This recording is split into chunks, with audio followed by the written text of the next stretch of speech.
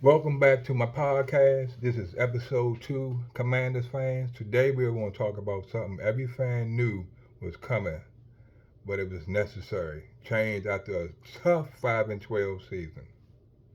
The Washington Commanders officially moved on from offensive coordinator Cliff Kingsbury, defensive coordinator Joe Witt Jr., and offensive line coach Bobby Johnson. Today I'm going to break down number one, the team statistics for the whole year. Number two, why these firings were necessary. Number three, what went wrong schematically and developmental wise. And number four, I have a top four offense and defensive coordinator candidates that we should be contacting right now as I'm speaking that can turn the tide for our team and we can rebound from a tough 5 and 12 season. I mean, I understand we had injuries and that's a part of the game, but other teams had injuries and they adapted. So, that's my feeling how I feel about it.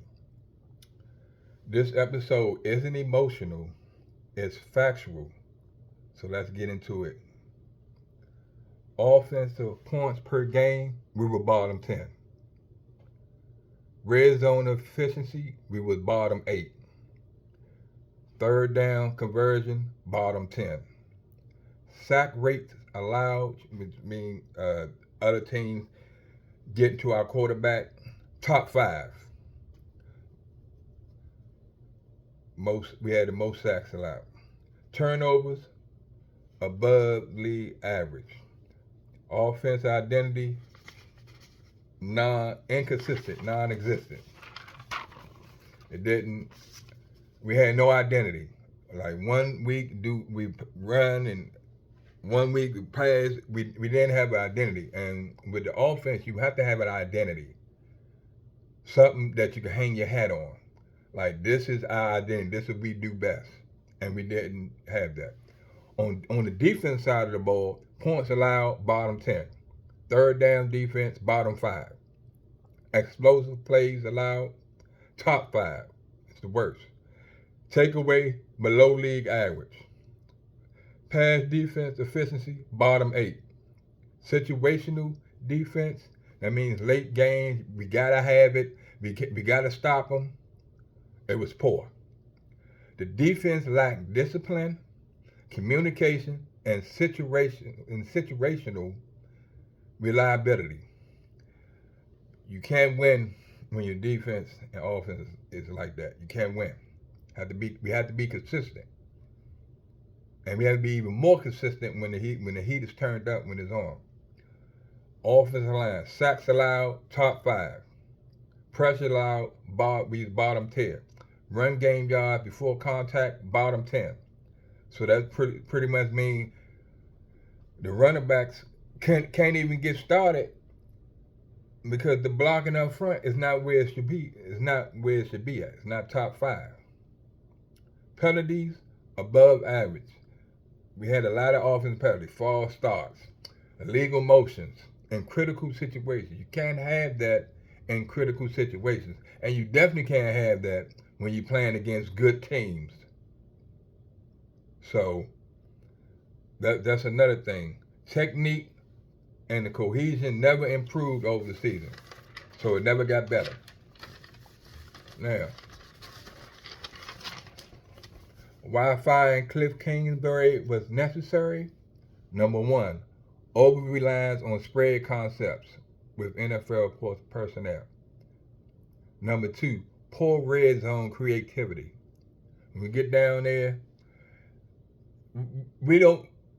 You can't do gimmicks. That's not gonna work. Finesse is not gonna work.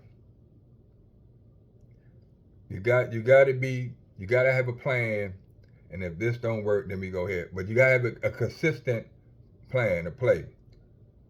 You get down to 1 yard line, you gotta punch it in. You you can't get down there and you want to pass. You gotta punch it in. We should be able to get 1 yard to get a touchdown. That's inexcusable. Limited run game structure, which simply means he had no creativity in the run game. It was only 2, 3 run plays. That you can't win doing that. You have to be multi. You have to change. So you understand. Last year we snuck. Last year we snuck up on teams.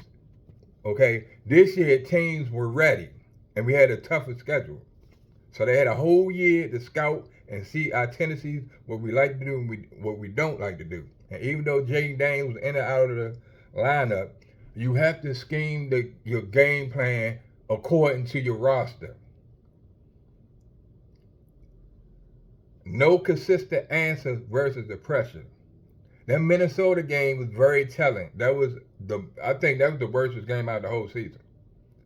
You had a whole week to prepare. You knew how their defensive coordinator, his scheme. He liked blitzing them, bringing pressure. They did that the week before with the other quarterback. They liked bringing pressure. And the team seemed ill prepared for that, the offensive side of the ball. It was mind boggling to me. That's like having the answers on the test and you still fail. Like that made no sense. No consistent answer versus pressure, as I already said. Bottom line, Cliff system works best in college or with an elite veteran quarterback. Now, number 2, why find Joe Witt Jr. was necessary? Number 1, too many coverage busts, poor communication in the secondary, soft zone tendencies in critical moments.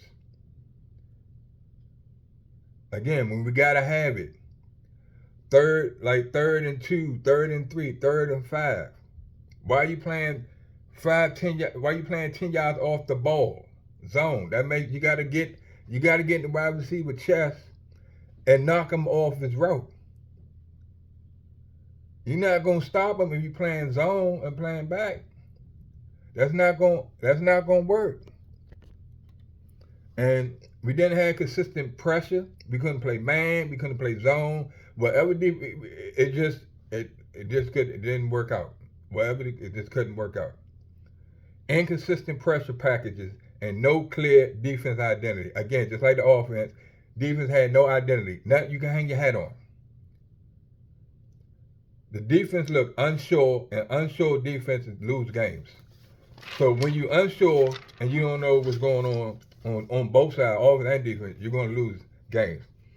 And kudos to the special team coach. Good all year round. Kudos to him. That was the best unit this past year, was the special teams coach. Kudos to him. Why firing the O-line coach, Bobby Johnson, was definitely necessary. Poor hand placement, bad pad levels, and missed stunts and blitz pickups. A lot of holding, like when you tackle blocking, you gotta keep your hands on guard inside the numbers. Once it gets outside, they're gonna call holding. Every time. If you can see the back of their numbers, you gotta let it go. Young linemen did not progress. Benjamin Coleman regressed. Veterans regress. Run game lack push. Again, like I said earlier about the offensive line, no push. We had 2 good backs. C-Rod, who was a free agent, who they need to re-sign back, and Bill. A lot of times C-Rod was just making it happen because of his natural vision and ability. But if we had on a hat and actually knocked people off the ball like other teams was knocking us off the ball, then we could have been doing things. And this group never stabilized. Never. And this group was the most healthiest group all year. Yeah, defense had injuries, you lost people, but you have to adapt to what you have. Now, I'm gonna start off first. Here are the offensive coordinators that we should be contacting. First on the list, Bobby Slocum, quarterback developer. You see what he did with C.J. Stroud. And the issue with why that didn't work, they don't have no running game. We had 2 good young backs, so it'd be a whole lot different. run pass balance. It's definitely going to be a balance with him running the offense. Calm system builder. That'll get Jaden calm, relax, get him going, and he's not taking too many hits or being a hit. He ain't gonna have to be no hero in this offense. His weakness is he's probably gonna, if we do good, he's probably likely gonna be a head coach candidate. So that's the weakness. Number two, from the 49ers, Brian Griese. Quarterback clarity. He schemes it up so the quarterback can be confident and know exactly where to go at with the ball, far with the reads. And JD5 always do a great job with his read, how he can read. He came in the NFL, he can read defenses good, pre and post snap. See, that's the difference between him and Robert Griffin III. That's why it would irritate me when you can't compare them. It's like apples and oranges. You can't compare them two. JD5 played in a pro-style offense, ladies and gentlemen. Okay, at Arizona State with Herman Edwards, former NFL head coach, and Brian Kelly at LSU, a pro-style offense. So he know how to do the pre, post. He know how to survey the field. He know how to go from the first, second, third to the fourth read. Robert Griffin III couldn't do that. He couldn't read basic coverage, but that's no here nor there. It's not going to be about him. Brian Griese, quarterback, clarity, time, and offense. So the offense is going to be on time. All the pass running on time. His weakness, limited play calling history. But he's been under Kyle Shanahan, and his offense is successful. He's been to a couple of Super Bowls. So his offense does work. And they do have one of our former players who's going to be a Hall of Famer, Trent Williams. So they're doing something right. Number three, Pep Hamilton. His strength is quarterback fundamentals and leadership. So he's going to be able to get Jayden Daniels, take his fundamentals to even bigger, better level, take it even greater. And he's going to cater offense towards his strengths. His weakness is less explosive creativity. But he just don't. All that means he don't take chances. He make the right play. Number four is Matt LaFleur. His strengths is run action structure and pass formation. Said he's with the Green Bay Packers under his brother. No, he's with the Rams with the former, he used to be with our staff with Mike Shanahan. And his weakness is all he needs the offensive line to buy in. Our offensive line buy in the way he's trying to do. We can do some numbers. And number five, Brian Daboll.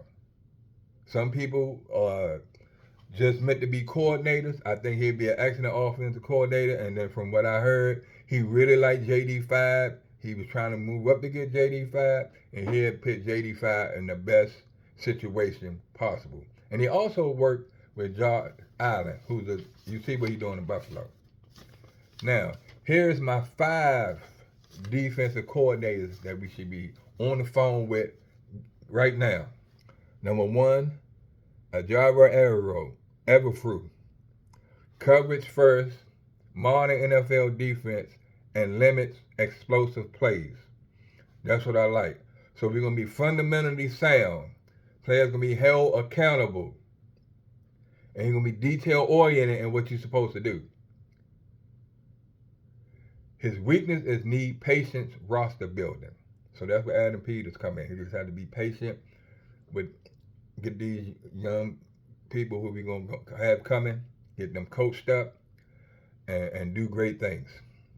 Number 2 is an undrafted free agent who played in the NFL, Jim Leonard. He clarifies an assignment football. He's going to make sure the players are in the position they're supposed to be at and they always know what they're doing. It won't be no murkiness, no guessing, which hold, none of that. They would have everybody would have a defined role and know exactly what they're supposed to be doing, from the front to the back. The only thing is he don't do his weakness is less blitz heavy. He don't blitz a lot. But if you get people in the right, if you get the right players and you put them in the right position, you're not gonna have to blitz.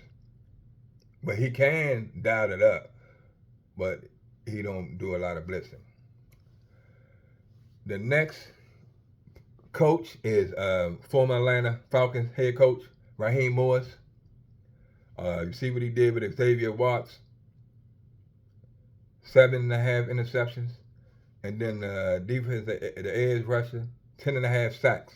So he's good with coaching the defense, getting players in position, and maximizing their strength. Another candidate, Jonathan Gannon,